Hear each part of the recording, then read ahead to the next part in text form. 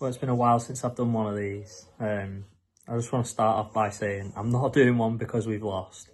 Like, I'm not just jumping on because we've lost. I've been busy with work and like family and stuff like that, so I haven't had time to come on, like even lives and that. So I'm not just jumping on because we've lost. Like, I'm not piling on. So before anyone says I'm piling on, I'm not. I've just been busy, and today I'm not. So it's probably not a great game for me to come back into, to be honest. I was really disappointed with just the way the game panned out for us. I thought first half we was probably, I don't know when they scored, between 40 and half time. I think for 40 minutes it was probably a perfect away performance in the Premier League. I don't think we could have asked for much more. We started slow, I thought. West Ham started a bit brighter. But which we knew they would after winning last weekend. But once we weathered that early storm, we settled into the game, we started to control it. We had not necessarily like loads of chances, but like quite a few shots. Like Cullen had one blocked, Big Les I think had one blocked, and we started to like get a grip in the game. We obviously had Hartman across the box and Fleming just like can't reach it.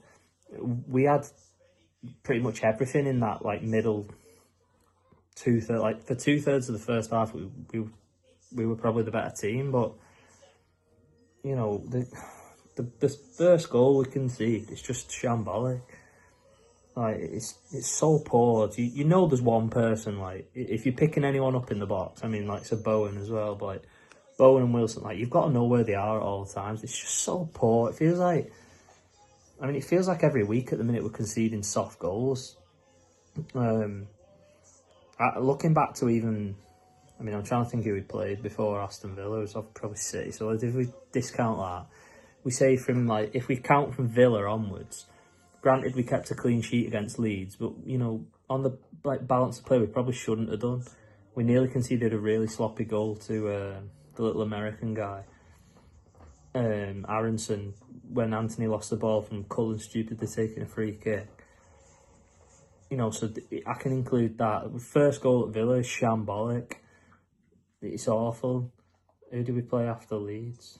I don't even know. Wolves are certainly the second one was awful at Wolves. The first one's a soft pen. You know, Arsenal, first one, shocking. You know what they're good at. You conceded a bad goal, and today we've conceded 3 bad ones, to be honest with you.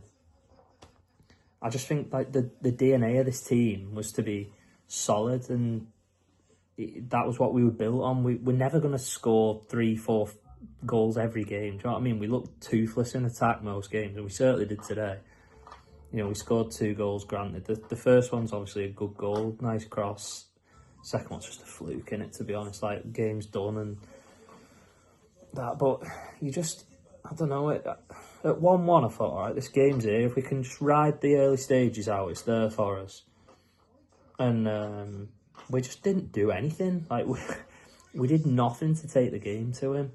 I thought his subs were poor. I think we probably could have done something different. I mean, I personally wouldn't have just done Loom for Brun Larson because it's just like for like. I just think it was pointless. Then I don't know if we were 2-1 down when he made the Hannibal sub or what. I can't even remember. I was trying to work it as well, so I can't 100% remember.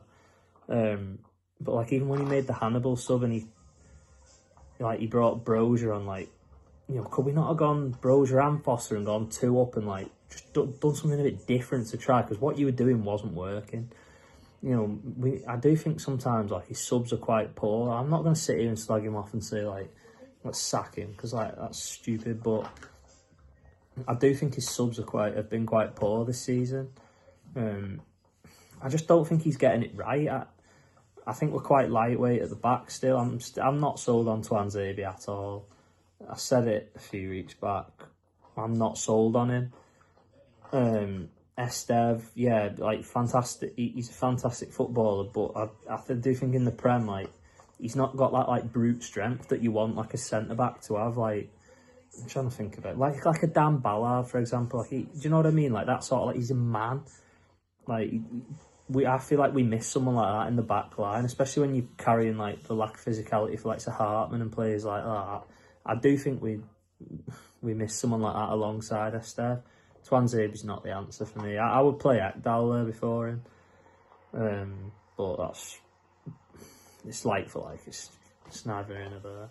The one who probably got me today was Walker for the second goal. The camera kind of panned. Was it the second or the first? It might have been the first one. I think it was the first one. He pans him before the camera. He's like moaning at someone for not doing the job, and then like ball comes in and you're the last one out, playing everyone on. And I think it may even have been him playing everyone on for the second one as well. And you're like, Kyle, you just do your own job. Don't worry about everyone else. Just do your own job first. It was just a really bad day. I struggled to take too many positives out of that performance. Like, if we'd have come away with a point, I'd have said, yeah, good result. Even at being 1-0 up, if we'd have come away with a point, because it was a tough game, that, to go there after they've just got the first win. You know, like, there's good and bad times to play teams. And today was a bad time to play West Ham. And listen, we had a good time to play Forest and we didn't win, so I'm not moaning at like fixtures or anything, but we did play West Ham at a bad time today.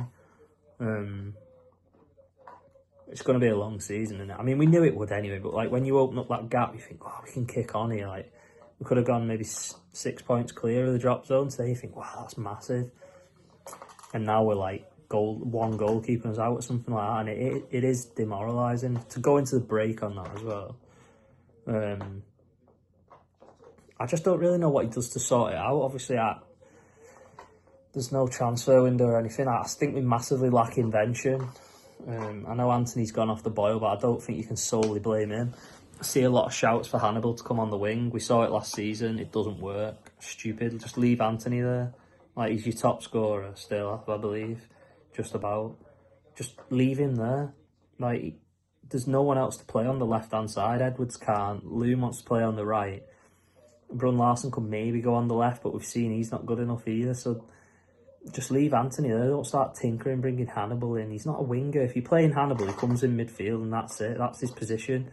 We all moan about Laurent playing at centre-back because he's a square peg in a round hole. And the same people want to put a square peg out wide. So it's stupid. Just leave Anthony where he is. And if you are going to replace him, then replace him with a winger, not a midfielder.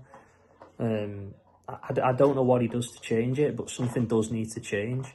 The whole shtick for Parker's teams when we come up was that we're going to be hard to beat and we won't concede many goals, but we're conceding like 2 and 3 a game. It feels like, maybe, I haven't seen the table, but we must have the worst defence in the league. If not the worst, it must be one of the worst. It has to be. And no one expected that when we come up. So when you couple that with the fact that you can't score goals, really, like, you're never going to outscore a leaky defence in the Prem as a team of like our level, do you know what I mean? So you need to sort the defence out before you can even kind of think about the attack, and that's obviously why he's gone to the back five. But there's nothing wrong with the defence originally. I just think personally, I just don't think players know whether they're coming or going. We were in a back five 1 week, then it's back 4, then we're back to a 5, then we're switching in game, and you're like, whoa, what's going on here? You know, players don't know roles or anything. It's just constant change. I don't know how he sorts it, but something does need to change, whether that be like we pick a settled team or like it's just a subtle tweak in terms of like different roles. I don't know. I don't get paid enough to worry about it. Frankly, I don't really care. But it's up to Parker to sort it out, because if he doesn't, we're going to be in for an incredibly long season, because West Ham have hit form. They've got a good manager. Forest have got a great manager, great squad. All right, they've got Europe, but you imagine Forest will get out of it. I'm recording this before the Wolves game, so up to now, Wolves are on 2 points, and so you're looking at them thinking, yeah, we're probably better than you at the minute. But you know, who knows what the new manager will be like. Leeds, we're probably similar level to Leeds, I would say. You know, can you drag Brentford in, who are a good team? You know, Sunderland are pretty much, I can't see any way in which Sunderland go down now.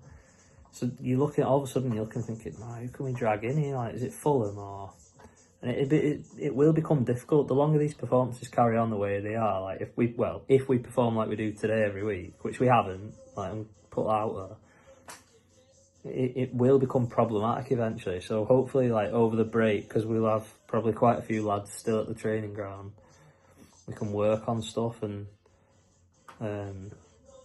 hope for better. And we've got a nice easy game against Chelsea to look forward to after the break, so things can only get better from today.